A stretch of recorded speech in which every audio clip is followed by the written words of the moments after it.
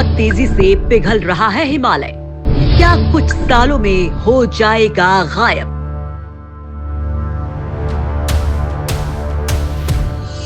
उत्तराखंड के चमोली जिले की ऋषिगंगा घाटी में ग्लेशियर टूटने से अलकनंदा और इसकी सहायक नदियों में अचानक आई विकराल बाढ़ के कारण हिमालय की ऊंचाई वाले क्षेत्रों में भारी तबाही मची है। बाढ़ के बाद करीब 150 लोग लापता हैं। तपोवन हाइड्रो प्रोजेक्ट का बांध टूट गया। पिघलने का दोष विशेषज्ञ ग्लोबल वार्मिंग को देते आ रहे हैं। एक स्टडी के मुताबिक हिमालय के करीब 650 ग्लेशियर भी ग्लोबल वार्मिंग के कारण तेजी से पिघल रहे हैं। बीते 2 दशकों में हिमालय के ग्लेशियर का पिघलना बढ़ा है। ये बात साल 2019 में हुई एक स्टडी में सामने आया। स्टडी के तहत 40 सालों तक भारत, चीन, नेपाल और भूटान में फैले हिमालयन ग्लेशियर्स पर सैटेलाइट के जरिए नजर रखी गई, जिसमें ये नतीजे निकल कर आए कि ग्लोबल वार्मिंग इन ग्लेशियर्स को पिघला रही है।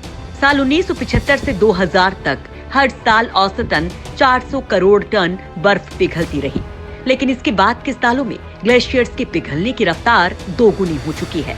स्टडी के नतीजे विज्ञान पत्रिका साइंस एडवांसेस में छपे हैं। धरती की तस्वीरें खींचने के लिए अमेरिका ने 70 और 80 के दशक में जासूसी उपग्रह अंतरिक्ष में भेजे थे। उनसे मिले चित्रों को 3D मॉड्यूल में बदलकर ये शोध हुआ। इसके मुताबिक 1975 से 25 सालों तक हिमालय रेंज के ग्लेशियर जहां हर साल 10 इंच तक घट रहे थे, वहीं 2000 से 2016 के बीच हर साल औसतन 20 इंच तक घटे।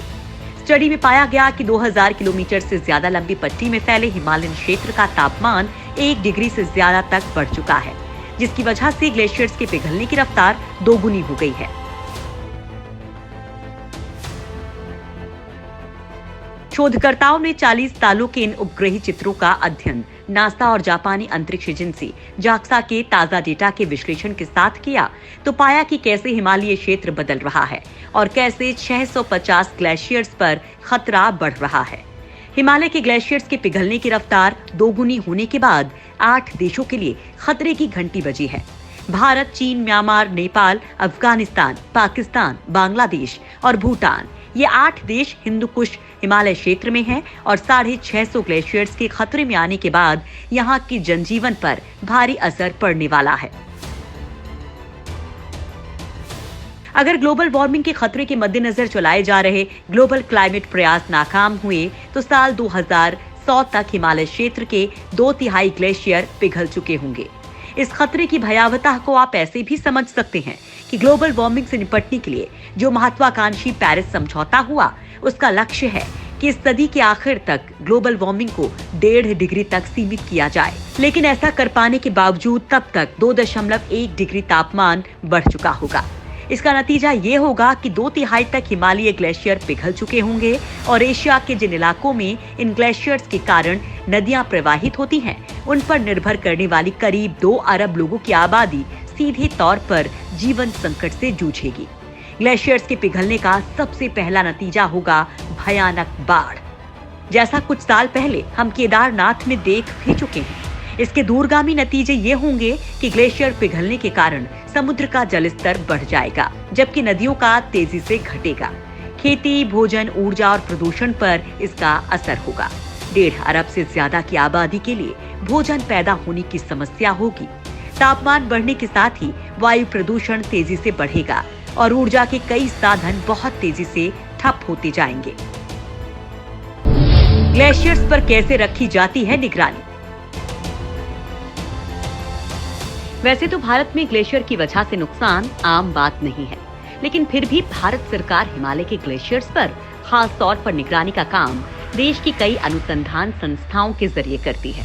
लेकिन प्रमुख कार्य बेंगलुरु स्थित भारतीय विज्ञान संस्थान के दिवेचा सेंटर फॉर क्लाइमेट चेंज ने किया है। कश्मीर से लेकर अरुणाचल प्रदेश तक के भारतीय इलाकों में कुल 267 ग्लेशियर्स हैं, जिन पर निगरानी रखने के साथ संबंधित शोध हुए हैं। इस कार्य में IIT Mumbai, IIT Gandhinagar, Wadia institute of Himalayan geology और स्नो एंड एवलांच स्टडी एब्लिशमेंट जैसी संस्थाओं का भी सहयोग मिला है। जियोलॉजिकल सर्वे ऑफ इंडिया ने 9,575 ग्लेशियर्स की गिनती की है, जिनमें से केवल 26,710 वर्ग किलोमीटर से ज्यादा बड़े हैं। ग्लेशियर्स की निगरानी में मास बैलेंस एक प्रमुख कारक है।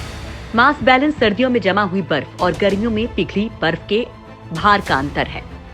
बर्फ का कम होना एब्लेशन कहा जाता है, जबकि बर्फ का अधिक होना एक्यूमुलेशन कहा जाता है। मास बैलेंस सीधे सीधे ही एक ग्लेशियर सिस्टम में कुल पानी की उपलब्धता का संकेत होता है।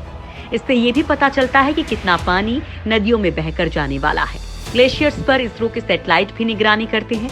अब विश्लेषणों में सैटेलाइट के आंकड़ों और उनके जरिए अध्ययनों की भूमिका बढ़ने लगी है। हिमालय जैसे दुर्गम इलाकों में पाए जाने वाली ग्लेशियर का अध्ययन सैटेलाइट से ज्यादा सटीक आंकड़े दे सकता है। हाल ही में इस तरह की निगरानी वाले स्टडीज में सैटेलाइट का दखल भी बढ़ा है।